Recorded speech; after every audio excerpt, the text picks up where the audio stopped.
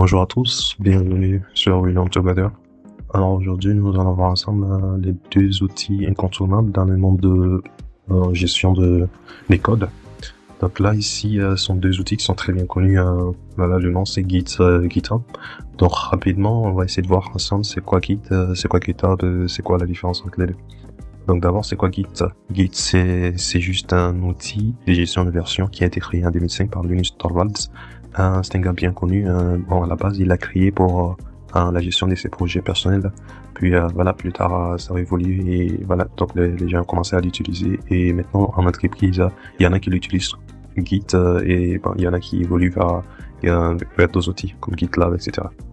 Par contre, GitHub, c'est juste une plateforme qui est là en ligne, qui permet de stocker justement les codes qui sont gérés, c'est-à-dire les différentes versions de ces codes-là, qui sont gérés par Git. Ça permet de juste stocker, voilà, ces différents codes et les différentes versions de ces codes-là. Donc, si vous voulez, en analogie, on peut dire que Git, c'est juste c'est comme un brouillon qu'on va utiliser sur lequel on va mettre tous nos différents codes. Et GitHub, c'est juste comme un Google Drive où on va déposer l'ensemble de nos codes là. Alors, quels sont les avantages? Pourquoi on utilise Git et GitHub? Pourquoi? Premièrement, parce que ça facilite le travail en équipe. Voilà, donc à chaque fois avant Git, si j'ai créé un projet localement, je crée les dossiers, donc je mets tous les projets là-dedans. Donc après, si je veux le transférer à un autre développeur de mon équipe, je serai obligé de copier, voilà, de faire un zip de tous les folders. Et là, je dois envoyer à chaque fois tous les projets en entier au développeur, etc. Donc c'est un peu pénible de travail et tout. Donc, avec GitHub et Git, donc facilement on peut juste faire un push et là les développeurs il va juste cloner les projets sur GitHub et là il va faire juste un pull et donc facilement il aura la même version que le développeur a fini de développer tout à l'heure et donc facilement il pourra ajouter ses modifications et lui à son tour faire notre push. Dans les notions comme push et pull, on va voir ça voilà plus tard.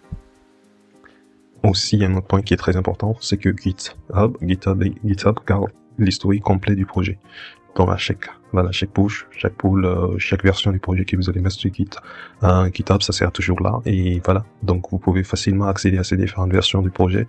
Donc même si j'ai fait une première version et après j'avance, voilà, donc même si la première version est stable, j'ajoute des modifications, je vois que voilà, il y a quelque chose qui s'est cassé ou quoi que ce soit. Donc facilement je pourrais revenir en arrière avec l'autre version. Voilà, donc je pourrais ajouter les différentes modifications. Ok, un autre point, c'est que c'est très demandé dans le monde professionnel. La plupart des entreprises du service numérique, ils travaillent avec GitHub, voilà, donc si vous l'avez sur votre CV, c'est un point très important. Et voilà, donc c'est très important aussi pour tous ceux qui travaillent dans le domaine du développement informatique. Voilà, c'est très rare de voir des développeurs. Je crois même pas que ça existe, qui ne maîtrisent pas GitHub ou Git. Donc si vous aussi vous avez cette vision des développeurs, que vous souhaitez vous débuter dans le domaine ou pas, donc vous débutez dans le domaine, donc allez-y, c'est le moment. Donc il faut bien se renseigner sur Git et GitHub parce que ce sont deux outils qui sont vraiment incontournables dans le domaine du développement informatique. Donc les différentes étapes qu'on va voir dans cette vidéo, on va d'abord faire une première installation de Git. On va installer Git. Comme je l'ai dit, GitHub c'est juste une plateforme qui est là en ligne. Quand vous tapez github.com, vous allez tomber sur le site. Et Git, c'est ce qu'on va installer nous. Après, la deuxième étape, ça sera créer un projet. Donc on va essayer nous-mêmes localement, alors créer un projet, un folder. On crée juste un dossier vide. Et de là, on va essayer de lier à GitHub. Voilà, donc forcément, il faut lier à GitHub qui est une plateforme. Il faut créer un compte sur GitHub. Alors ça également. Et après, on va faire les push-pull, voilà, que j'étais en train de citer tout à l'heure. Donc c'est, bon, pas que le push-pull, il y a d'autres commits, etc. On va voir ensemble. Donc, premièrement, on va essayer d'installer Git. Donc, on va sur Google Chrome. Là, je tape juste Git. Et là, c'est Git. Il va s'afficher, voilà. Donc, c'est un outil open source. Voilà, c'est gratuit. Et donc, en fonction du système d'exploitation que vous avez, voilà, vous choisissez. Moi, je travaille avec Windows. Donc, je vais télécharger ça avec Windows.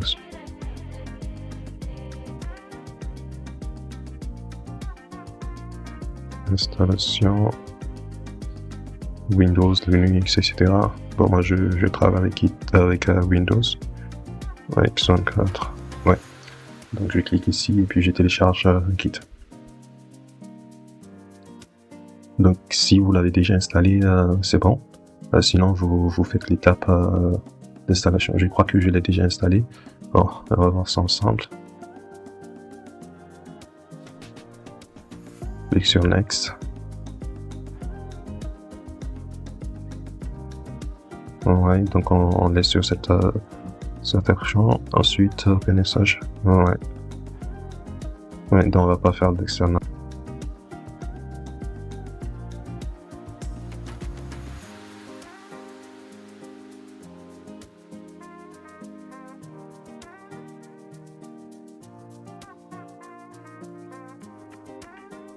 Et puis l'installation sera OK.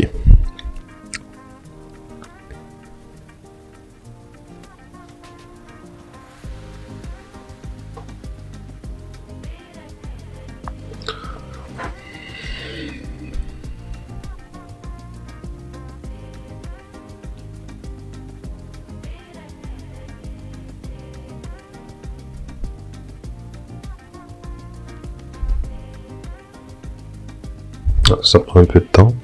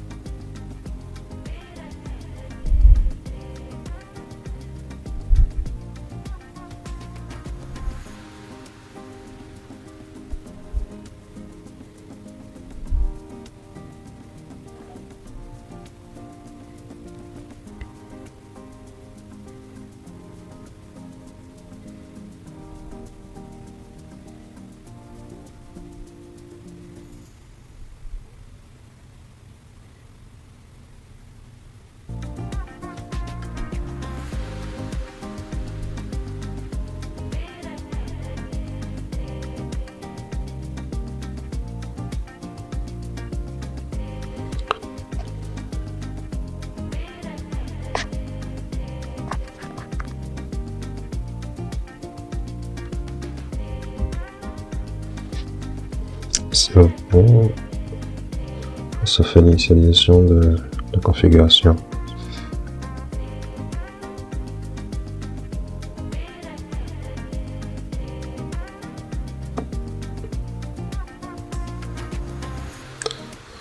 Et là on est bon. On va juste tester si c'est bon pas, si c'est bien installé. Donc je tape cmd et voilà, j'ouvre mon invité commande et je tape juste git.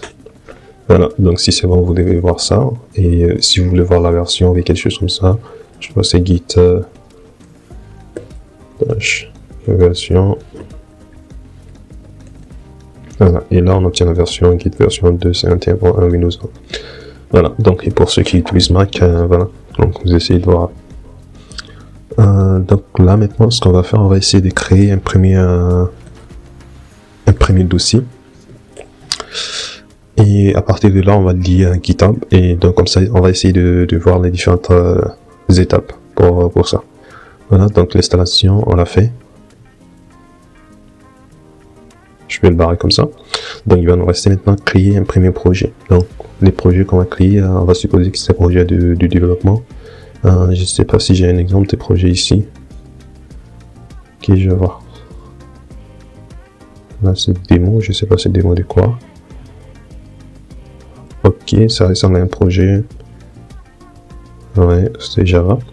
Donc ici, je suppose que voilà, ça c'est mon projet de développement avec lequel mon équipe et moi travaillons, sur lequel mon équipe et moi travaillons.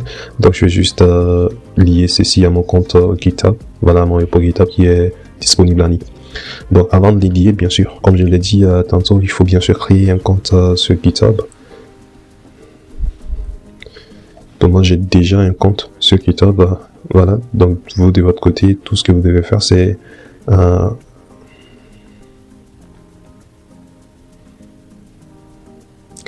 je vais essayer d'ouvrir avec un autre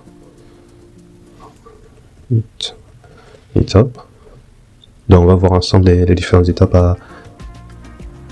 Maintenant lorsque vous allez sur github.com, donc vous allez voir voilà, ça c'est juste la page d'accueil. Voilà. Et là on clique sur sign up qui est là. Et voilà, donc vous vous connectez soit avec votre compte Google ou bien Apple Ou voilà, donc vous faites l'authentification basique avec l'email, password, username, country. Et normalement, pour l'installation, pour la création de compte, il ne devrait pas y avoir beaucoup de problèmes pour créer les comptes. Donc voilà, donc moi, ça c'est mon compte. Et ici, ça c'est les repositories. Les repositories, c'est un peu comme les Google Drive dont j'ai parlé. Donc c'est là où vous allez déposer vos différents projets. Voilà, donc ça c'est les différents projets sur lesquels je travaille. Moi j'ai travaillé avec GitHub. Donc j'ai déposé ces différents projets ici sur GitHub. Et dès là, je peux facilement accéder à ces projets. Ici, par exemple, je clique. Là c'est mon portfolio. Et dès là, voilà, donc je vois les différents fichiers et les différents folders. Donc si je vois la branche, les différentes branches, il n'y a qu'une seule branche ici, main. Donc dès là, je peux, voilà. Il y a des projets, par contre, il y a plusieurs branches. Une branche, c'est juste, voilà, par exemple, si on est 5 développeurs à travailler sur le même projet, on peut, par exemple, créer une branche pour chaque développeur. Ça, c'est pas l'idée de la branche. L'idée de la branche, c'est qu'une branche est créée pour une nouvelle feature. Une nouvelle fonctionnalité par exemple. Donc je fais l'authentification, je vais créer une branche authentification. Donc là j'implémente l'authentification et si c'est bon, donc je fais un pull request. Un pull request c'est juste pour genre demander aux autres développeurs est-ce que vous acceptez que ces fonctionnalités soient prises en compte. Par exemple si je me dis j'ajoute l'authentification, j'ai testé, ça marche chez moi, ou bien j'ai pas testé, quel que soit le cas, donc j'envoie juste les codes sur GitHub. Je vais pas tout de suite mélanger avec les codes qui est déjà là. Donc j'ai fait d'abord un pull request, et dès là, les développeurs lead ou bien votre project manager, voilà, quel que soit les chefs d'équipe, il va juste voir les codes que tu veux pusher ou bien tu veux merger. Donc à partir de là, donc il va regarder est-ce que c'est vraiment conforme ou pas. Donc lui, il va juste regarder est-ce que tu n'as pas cassé quelque chose, est-ce que ce que tu veux faire, c'est vraiment ce qui doit être fait, est-ce que c'est correct ce que tu as fait. Donc à partir de là, s'il valide, il va valider aussi ton pull request, et voilà, donc à partir de là, ton code sera mergé avec l'existant. Donc comme ça, il y aura une seule branche à la fin. Il a aussi bien, ça fait partie des bonnes pratiques, après l'utilisation d'une branche, de supprimer la branche. Et de toute façon, GitHub garde toujours une historique, donc même si tu supprimes une branche, tu pourras revenir en arrière pour récupérer la version. Donc là maintenant on a supposé que voilà, donc on crée un projet qui est là. Ouais, ça c'est notre projet. Donc je joue ça. Moi je le fais dans la vidéo commande. Je tape cmd dans les folders. Ça c'est juste voilà, donc comme ça ouvre directement dans les fichiers qui est là, dans le même directory. Dans la partie de là, qu'est-ce que je vais faire? J'ai fait git init. Donc ça c'est pour initialiser un dépôt, mais c'est juste localement en fait. Donc là quand je fais git init, c'est juste pour dire à git, voilà, donc j'ai créé un projet git, mais localement. Parce que j'ai pas fait des push ni rien, j'ai rien fait du tout. Donc qu'est-ce qu'il faut faire? On va juste checker, on va voir est-ce que c'est quoi les statuts qui est là. Voilà. Donc git init, voilà, pour rappel, c'est juste pour initialiser un dépôt GitHub, mais localement. Genre on va dire, on a créé le folder, on veut le dire à GitHub, mais d'abord c'est local, on n'a pas encore fait la liaison avec ce qui existe dans notre compte GitHub qui est en ligne. Donc là c'est juste localement. Donc localement, qu'est-ce que cela va nous permettre de faire? C'est juste pour gérer les différentes versions localement. Genre on va pas pouvoir gérer la version qui est en ligne, ou bien gérer la version d'un autre développeur qui a été déposé en ligne. Donc dès là, il n'y a aucun lien avec notre code GitHub qui est en ligne. Donc on va juste voir les statuts qui est là. Voilà, on branch master, no commits yet. Donc on n'a pas encore fait de commit. Interact fight. Donc voilà, donc il donne même des indications, il faut ajouter, il faut faire la commande git add, donc pour inclure tous les fichiers, voilà, les différents fichiers qui sont là. Nothing added to the commit, but interact files present. Donc voilà, donc ce sont des fichiers qui sont pas traqués, ils ne sont pas suivis, on n'a pas de version sur eux, voilà, on sait pas, ils sont pas suivis. Et ils sont juste là parce qu'on n'a pas fait git add et tout. Donc une autre commande qui est intéressante, c'est git branch. Ok, donc là ça m'affiche la branche pour le moment dans les liens. C'est déjà sur la branche master parce que c'est local. Mais après on va faire le push sur GitHub, on va voir ça. Donc je fais la commande git add, j'ai le choix, soit je vais prendre, par exemple si je vais juste ajouter celui-là, je fais git add et je tape son nom. Voilà, donc ça va l'ajouter voilà, sur Git comme fichier tracé, ça qui sera suivi par Git. Donc là maintenant on voit que ça a été suivi par Git. Donc je vais ajouter tous les fichiers qui sont présents, donc je fais git add. Dans la partie là, je vais, ok, il y a des warnings, will be replaced by, ouais, c'est pas un souci, parce qu'on avait déjà ajouté MVN là, donc c'est juste, donc voilà, donc ce sont les fichiers qui sont là, ils sont tous ajoutés, et quand on va les ajouter, dans la prochaine étape, ça serait de faire git commit. Donc les git add, rappelez-vous, c'est quoi l'objectif? C'est juste pour dire à Git, je veux que tu mettes les pointeurs sur ces fichiers-là. Bon, pas le pointeur, mais je veux que tu suives l'état de ces fichiers-là. Donc, à chaque changement de version et tout, donc je veux que tu traces les différentes versions que ce fichier-là a ou bien ce dossier-là a. Donc, après ça, on va faire un git commit. Le commit, commit quoi, c'est, bon, je vais mettre mes messages, tu commit. Je vais mettre premier commit.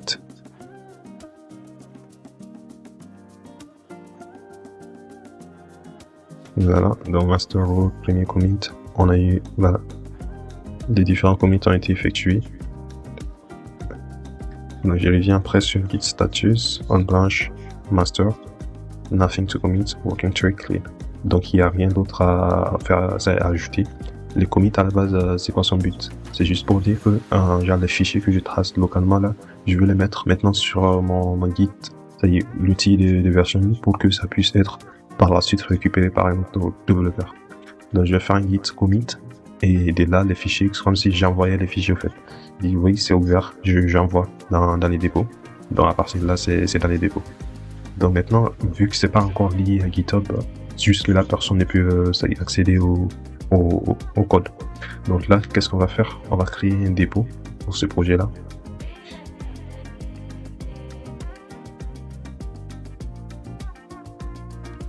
J'ajoute un nouveau dépôt, new repository. Donc je vais mettre les noms, je sais pas trop, je vais mettre démo. We learn together. Voilà, c'est soit privé ou bien public. Privé, c'est pour que, par exemple, si je veux pas que mes dépôts soient visibles par d'autres utilisateurs que j'ai pas autorisé ou pas, que j'ai pas autorisé, du coup, voilà, ça sera pas visible par eux. Donc, par exemple, chez moi ici, j'ai combien de dépôts? J'en ai 40, je crois. Voilà, donc j'ai 40 dépôts, mais la plupart sont de privés. Voilà, donc ici, par exemple, si je viens dans un autre navigateur et que je tape mon compte, donc pour un utilisateur lambda, quand il va essayer d'accéder à mon profil, il va voir que 18, voilà, 18 dépôts, parce qu'il y a que 18 qui sont publics et les autres sont privés. Dans la partie là, qu'est-ce que je vais faire? Je suis sur le point de créer, bon, je laisse à public. On va commencer avec public. Si je vais ajouter un readme, les readme c'est pour la description du dépôt. Je crois que je fais des readme souvent, par exemple sur le projet socket. Voilà, c'est cette partie-là. Les readme, c'est pour la description un peu de ce qu'est fait l'application et tout, les dépôts. Un git ignore. Généralement, on ajoute ça par défaut. Voilà, ça c'est juste pour les fichiers qu'on ne veut pas pusher sur Git. Par exemple, à chaque fois quand on fait git push, ou bien quand on fait git add, ça ajoute tous les fichiers, ou bien tous les fichiers folders qui se trouvent dans les folders, dans les directories. Donc là, si je ne veux pas ajouter des fichiers, donc je mets juste leur nom dans git ignore. Donc comme ça, à chaque push, ça va pas le prendre en compte. Donc, par exemple, les fichiers .env, pour ceux qui s'y connaissent en développement, c'est un fichier qui peut connaître des données sensibles, comme les clés de sécurité, les clés AWS, différentes informations qui peuvent être un peu sensibles. Voilà, donc nos mots de passe, par exemple, aussi d'accès à la base de données.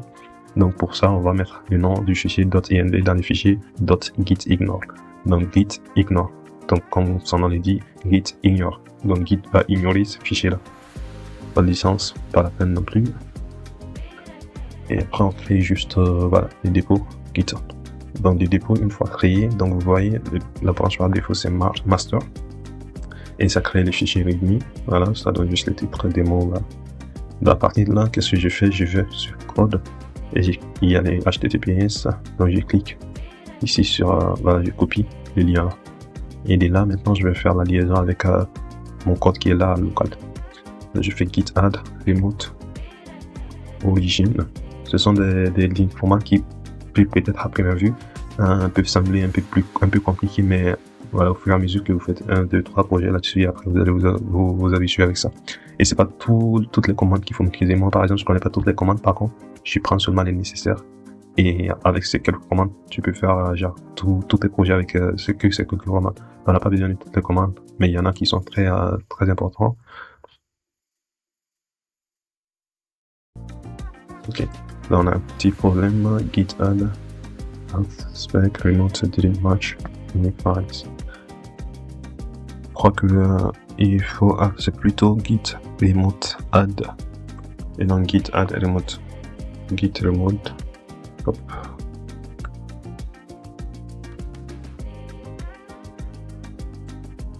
Add origin. Donc git remote add origin. Et là c'est bon. Git branch. Et ça m'affiche la branche master. Donc là, je viens vers mon dépôt. Ok, donc je vais faire un push pour lier. Si vous vous rappelez, jusque là j'avais fait git add. Je vais taper les différentes commandes que j'ai fait pour ne pas l'oublier ici.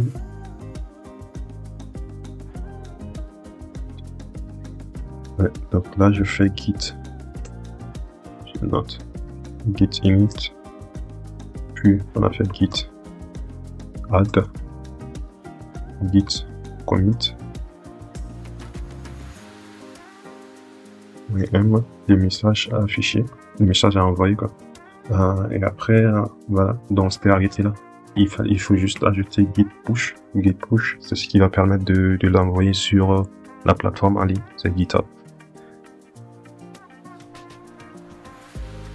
Donc je viens juste, là je fais git push. Voilà, donc des fois vous allez voir the current branch master is no upstream branch. So to push the current branch inside the remote upstream, you use. Voilà, donc eux-mêmes ils vous donnent des directives à suivre. Donc directement vous prenez les codes qu'ils vous donnent et puis vous faites. Donc comme je l'ai dit tantôt, il y a plusieurs commandes. Il y en a qui retiennent toutes ces commandes là. C'est git push manage set upstream origin master. Pour moi par exemple, je connais la commande, mais à chaque fois j'ai toujours les réflexes et je dis je fais git push. Voilà, donc si ça marche pas directement, je prends parce que eux-mêmes ils vous donnent une directive à suivre. Donc je prends passe juste et je copie-colle et directement ça va faire les push. Ok. Master match, voilà. Donc, pourquoi il lui montre cette erreur, c'est bien qu'on tombe sur ce genre d'erreur là parce que ça arrive très souvent des fois dans les projets et il y en a ils savent pas trop comment se débrouiller avec. Donc là les problèmes qu'il y a là c'est juste que il y a déjà un fichier qui est présent dans les dépôts qui est les readme. Je sais pas si vous vous rappelez, je montre ça. Voilà, c'est le readme. Et nous dans notre projet local qui est là, on n'a pas readme. Voilà, donc on peut pas juste envoyer nos fichiers sur readme. On peut le faire, mais seulement si j'ai par exemple j'utilise manage force. Donc là ça va forcer les push. Voilà, c'est pas recommandé, je crois qu'il faut pas le faire. Voilà, mais ici par exemple dans ces genres de cas on peut le faire facilement. Voilà, donc mais je vais quand même vous montrer la bonne pratique. Voilà, c'est juste d'utiliser git pull comme il est dit. Donc là git pull, qu'est-ce qu'il peut faire? Les pull, il permet au fait de récupérer les présents qui est là dans la plateforme en ligne. Donc pull, on va juste retirer ce qui est présent dans GitHub. Donc je fais un git pull. Ok, on a. Non, après le pull, je fais git push. Et normalement on est bien là. Hop, ça marche pas, git.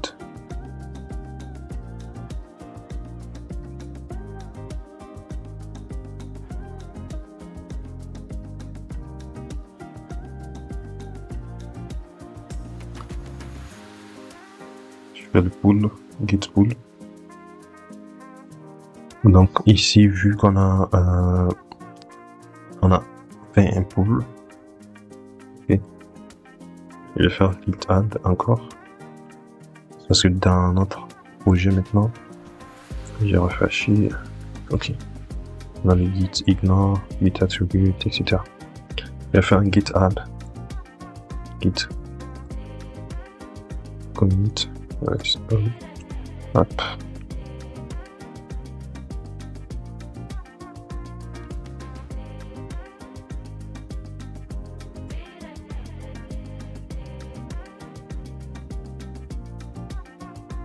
git bash.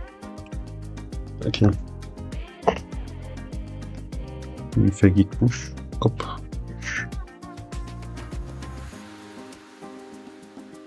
Bon, je vais aller sur... je sais pas pourquoi ça fait ça, donc je vais faire la partie offensive là. Moi je fais moins force. Avec ça directement je push tous les présents dans les fichiers plutôt dans mon dépôt GitHub qui est là sur la plateforme. Je fais git push. Et là on se retrouve ici et là je retrouve tous les fichiers qui sont là. Ok. Donc on a une seule branche qui est là. Qu'est-ce que je vais essayer de faire? Je vais en un premier temps, je me place comme étant un développeur qui travaille sur... je fais un premier push de mon code. Donc je vais me placer maintenant comme étant un deuxième développeur qui va faire les pulls de ces codes, ajouter quelque chose et faire le push. Voilà. Donc ici, comment je vais me positionner comme étant un autre développeur? Bon, soit que je reviens ici directement, je vais dans le desktop, je vais créer un autre fichier, je vais appeler demo2, demo dev 2, et là je fais un git. Donc je me déplace dans les fichiers là, plutôt dans les folders, et je fais pour que un nouveau développeur il puisse collaborer avec vous sur le projet. Vous avez besoin de lui donner les liens qu'on a copié récemment là. Voilà. Donc s'il s'agissait d'un dépôt privé, il fallait lui donner une clé d'accès, voilà, quelque chose comme ça. Donc je fais un git clone parce que je suis nouveau sur le projet. Donc là ça va juste cloner le projet. Et j'ai fait si ça clone, ça crée un autre fichier. Le nom ça sera démo wt1. Ça c'est le nom du dépôt qui est là en ligne. Donc je vais dans ce fichier là. Et ls, non c'est pas ls. Dire, je fais assez dire. Ouais, donc là ici je retrouve facilement tous les fichiers qui sont dans les dépôts là. Si vous voyez git attribute, git ignore, etc. Ce sont les mêmes fichiers qu'on a mis dans les dépôts GitHub. Donc là qu'est-ce que je vais faire? Je vais juste créer un fichier ou un dossier et je l'appelle test. Voilà. Donc vous voyez j'ai créé ça dans les projets. Voilà, donc fichier test. Donc normalement le fichier test il n'existe pas plutôt dans le dépôt qui est dans le dépôt GitHub. Donc qu'est-ce que je fais? Je vais d'abord créer une nouvelle branche. Donc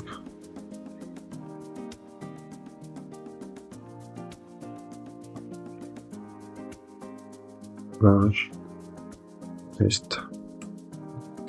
Voilà, donc le nom de la branche, fait git checkout -b. Ça c'est pour ranger.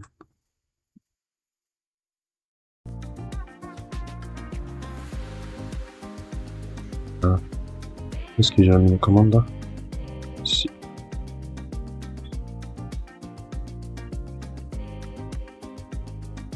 Oui. Donc ici je vais juste mettre git -b non branch. Donc là c'est pour changer voilà des branches. C'est ce qu'on a fait. Je fais un git branch checkout. Donc git branche et maintenant on est sur la branche test. Et si vous passez dans les dépôts, vous allez voir qu'il n'y a pas encore on n'a pas encore la branche test qui est là parce qu'on n'a pas encore fait les push. Donc comme je vous avais dit la dernière fois, les push c'est ce qui va connecter c'est ce qu'on a localement à ce qu'on va avoir en ligne. Dans les push c'est un peu les liens. Donc ici qu'est-ce que je fais? Je fais un git add. Donc à chaque fois avant de faire un push, il y a la série des commandes qu'il faut faire généralement. Je fais git add, après git commit, après git push. Donc ce sont les trois commandes qui sont très importantes et qu'on utilise généralement pour faire un nouveau push ou quelque chose comme ça. Donc pour faire un push, voilà, donc ça c'est la série de commandes qu'il faut faire. On fait git add point, c'est pourquoi? C'est pour ajouter tout ce qu'on a dans les fichiers pris, dans les folders présents. Voilà, avec git, on dit à git, ouais, on va tracer ces différents fichiers là, ces différents folders. Et ensuite, git commit, c'est pour mettre un message de commit au fait. Donc, par exemple, ces messages de commit, ça sera affiché ici. Ça, c'est le message de commit à chaque fois. Donc, c'est généralement par rapport à une fonctionnalité, comme j'avais dit. Donc, si j'ai ajouté une fonctionnalité, par exemple, avec un seul fichier, donc j'ajoute, qui fait git add, le nom d'un fichier. Ensuite, je fais un git commit-m et j'ajoute un message. Par exemple, j'ajoute fonctionnalité, changement couleur ou quelque chose comme ça. Et voilà, donc c'est juste un petit message qu'il faut mettre. Et il y en a même qui ont certaines règles pour ces différents, pour ces messages-là. Par exemple, ils vont dire, on va mettre update, 2 points, et on ajoute s'il y a une mise à jour qui a été faite. Oui, on met functionality, et 2 points, on met voilà, quelque chose. Donc ça dépend des différentes conventions au sein de l'équipe de développement. Donc ici, je vais faire la même série de commandes. Donc je fais git add. Bon, là, je vais ajouter tous les fichiers. Là, je fais git commit, -m, et j'ajoute deuxième commit dev2. Bon, c'est pas la peine d'ajouter dev2, mais je l'ajoute. Ok. Après, je fais git push. Voilà, comme vous voyez la première fois, avec un autre développeur, c'est toujours la même chose qui s'affiche. Donc, je prends juste le coffre, je colle. Et c'est bon, donc là, si je vais dans mon dépôt GitHub, je vais regarder et je vais voir que j'ai, voilà, on a master, on a branche test qui a été créé par le développeur 2. Et le développeur 2, il a ajouté, hop, je suis dans branche test. Il s'est passé quelque chose là, parce que je vois pas les folders. Dire les folders test que j'ai créé là. Normalement, ça devait afficher git add, git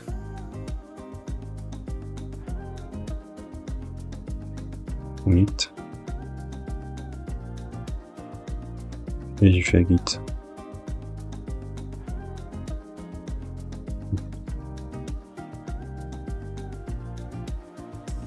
Ici, après les push, il n'y a pas les folder test qui apparaît, ce qui n'est pas normal, comme vous le voyez, parce que là, ça apparaît ici. Donc, qu'est-ce que je vais essayer de faire? Peut-être que c'est parce que le fichier, le folder, il est vide.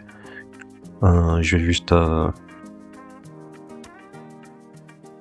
créer un fichier.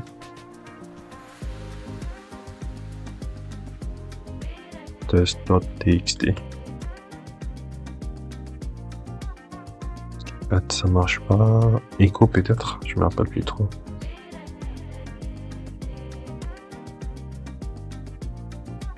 Ok, on est assez pio. Je fais un dir récursif. Hop, ça marche pas. Volume, final forms, ok. Bon, c'est pas grave, je vérifie ça localement. De toute façon, ça sont juste des commandes. Je regarde, ouais, j'ai bien le fichier txt qui a été créé. Donc, qu'est-ce que je vais faire? Je vais ajouter encore. Je vais faire un autre push pour voir si c'est bon. C'est git add, git commit, git push. Ok, et là, ça devrait être bon. Ouais, donc, automatiquement, ça montre que ça a un nouveau push qui a été fait. Et là, le folder test, ça apparaît. Donc, quand c'est vide, ça n'apparaît pas. Ok, donc ici, si vous remarquez, qu'est-ce qui est là? On a toujours le même commit, message commit qui est là au niveau des deux fichiers là, et des différents fichiers. Seulement, celui qui a changé, on a mis des nouveaux messages commit. Par contre, quand on faisait git add, on n'a pas fait git add test. Genre, on n'a pas ajouté seulement test, on a fait git add point. On a ajouté les tout, on a fait git commit, et on a fait git push avec les tout. Ça est tout le contenu du folder. Par contre, git plutôt, qu'est-ce que lui il sait que avec son système de gestion de version, il sait que ces fichiers-là n'ont pas changé du tout. Voilà, les contenus, ça n'a pas changé. Donc, par exemple, si j'avais ouvert un de ces fichiers et j'avais même ajouté espace, ça allait changer. Parfait, parce que ça allait dire que ça n'est plus les mêmes fichiers. Donc, c'est pourquoi des fois, avec les développeurs, on essaie d'avancer un peu petit à petit, genre fonctionnalité par fonctionnalité. Et généralement, c'est pourquoi les branches sont créées. Dans chaque fonctionnalité, on crée une nouvelle branche. Donc, si une personne, par exemple, vient et ajoute pour les autres fonctionnalités, copie ou bien fait une sorte de copie-coller en général, genre je viens, je copie tout le contenu du fichier, j'ai dans la ChatGPT, je veux que tu m'ajoutes cette fonctionnalité en gardant toutes les fonctionnalités restantes. Ça va pas marcher parce que ChatGPT, il va essayer d'ajouter au moins un peu d'espace quelque part ou bien des commentaires ou quelque chose comme ça. donc déjà existants. Donc si ça les fait directement, ça tue au fait les processus de versionning. Ça marche, mais après vous aurez peut-être un peu de mal à gérer vos différentes versions quand il y aura des problèmes. Donc c'est pourquoi les différents points sont clés. Donc maintenant la problématique qui est là, c'est quoi? On essaye, les développeurs 2, ils viennent d'ajouter une nouvelle fonctionnalité qui est test dans la branche test. Le premier développeur, il a ajouté sa fonctionnalité dans master. Donc qu'est-ce qui va se passer? Comment on va lier ces deux fonctionnalités là?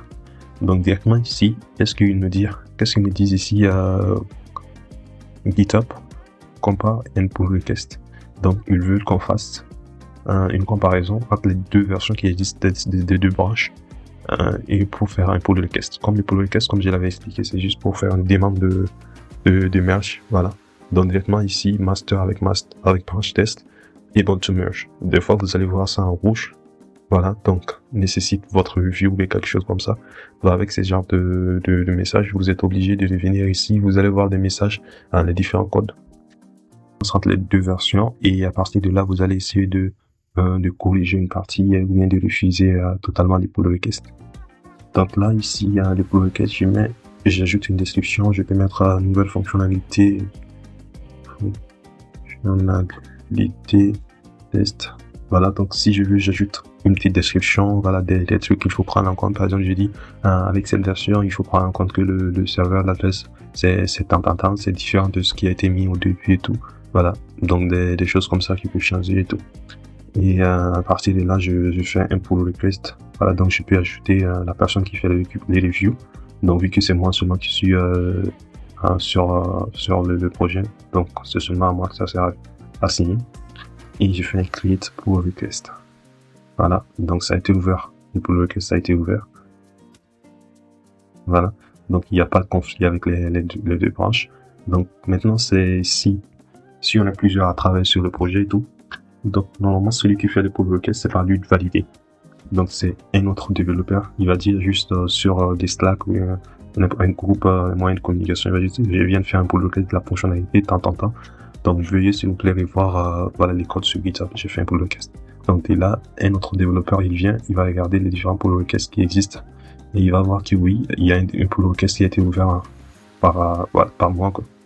Et à partir de là, il regarde, il voit que c'est la description, les différents détails qui sont là, les commits, les fichiers qui ont été changés, qui est très important également, parce qu'il faut pas qu'il modifie les fichiers qu'il n'est pas censé modifier. Donc c'est le fichier qui a été modifié et il a juste ajouté un test. Dans la partie de là, il n'y a pas de conflit, donc je décide. Soit je vais faire un create et merge. Donc ici, voilà, merge pull request. Donc là, je vais juste faire un confirm. Donc ça va passer à statut merge. Donc là, si je reviens dans mon code, dans master, je vais retrouver test. Voilà. Donc comme vous voyez, dans master, avant on n'avait pas de test, on n'avait pas le fichier. Par contre, quand j'ai fait le merge, automatiquement, j'obtiens un test ici. Et voilà, avec le même commit, avec la même minute, c'est la même minute, pas la minute à laquelle c'est venu dans master, mais la minute à laquelle ça a été mis dans la branche test. C'est très important parce que c'est à la minute à laquelle les développeurs il a mis en ligne la fonctionnalité. Donc si c'est accepté, c'est toujours cette minute qu'il faut prendre en compte et non la minute à laquelle ça a été ajouté au projet en général. Donc là, à partir de là, vu qu'on a fait l'image de la branche test, donc c'est plus la peine normalement de garder cette branche. Donc à partir de là, on vient et on supprime la branche test. Si on supprime, voilà. On a delete branch et la branche est supprimée. Voilà. Je pars dans all, stay, active, reviews, your. Voilà, on n'a plus la branche. Voilà, la branche test. Hop. Dans le développeur 2, il a fini sa fonctionnalité. Je fais git branch. On est toujours avec master. Donc maintenant, pour le développeur 1, s'il veut faire le pull et travailler localement sur la version qui est présente, il va plus, il va pas travailler directement avec cette version qui est là. Il est obligé de faire un git pull. Parce que comme je l'ai dit tantôt, git pull, ça permet de récupérer le code qui est présent en ligne. Donc si je fais git pull, il fait git pull, et donc comme ça je vais récupérer tout le code qui est présent dans la branche dans laquelle je me situe. Donc on a ajouté un peu de code dans la branche master, donc obligatoirement il doit faire un git. Donc maintenant ici quand on fait un pull, par exemple des fois on a ce message qui s'affiche merge branch master, c'est juste pour les merges qui sont passés et tout. Donc pour supprimer j'ai fait 2 points colonne WQ. Ça c'est les commandes parce qu'on est dans Vim comme ça. Voilà, ça c'est aussi un éditeur de textes. Ouais, bon, généralement c'est dédié à Linux et tout. Donc maintenant pour quitter l'environnement on fait 2 colonnes, 2 points, WQ. Et là on tape entrée et puis c'est bon. Donc je fais git pull. Donc maintenant je suis en disposition des différents fichiers qui sont là. Voilà, il y a le test. Il y a là qui est présent. Donc je peux maintenant ajouter une nouvelle fonctionnalité. Maintenant il n'est pas recommandé d'ajouter et de faire des pushes, même si on est le développeur principal, il n'est pas recommandé de faire des pushes dans la branche master. Il est toujours recommandé de créer une nouvelle branche et d'ajouter nos différentes fonctionnalités. Et à partir de là, on pourra faire le merge. Voilà. Donc ça sert à valider par les autres développeurs. Et voilà. Donc il faut pas faire un push dans la branche master. Dans la partie de là, qu'est-ce qu'on va faire? Je sais pas trop. On a fait la partie. Nous avons créé. On a fait la liaison avec les comptes GitHub qu'on a créé. On a fait les push et les pull. Et on est bien là. Voilà. Et dans cette partie, pour le caisse, les différentes actions, etc. Donc il y a plusieurs versions également il y a plusieurs fonctionnalités qui sont offertes par GitHub. Il y a les différentes statistiques qui sont là, les contributeurs, qui ont fait les commits. Si je vais dans Settings, il y a les différentes trucs qui sont là. Les secrets, les variables, GitHub Actions. Et il y a également des outils de liaison avec, on peut le lier avec les outils de project management comme les Jira et tout, projet de gestion de tickets. Là, à partir de là, on peut facilement gérer les codes avec les différents sprints qui sont dans GitHub, dans Jira. Donc là, on pourra voir ça plus en détail. Si vous avez des idées de sujets à discuter dans la prochaine vidéo, n'hésitez pas à mettre ça dans les commentaires. Et voilà, donc si vous avez appris quelque chose dans cette vidéo, mettez un pouce bleu. Et voilà, n'hésitez pas à écrire un petit commentaire, un message. Voilà, ça me ferait vraiment plaisir. Et voilà, c'est tout. On se dit à la prochaine. Merci d'avoir suivi jusqu'à la fin et j'espère que ça vous aidera beaucoup dans vos différents projets dans le futur.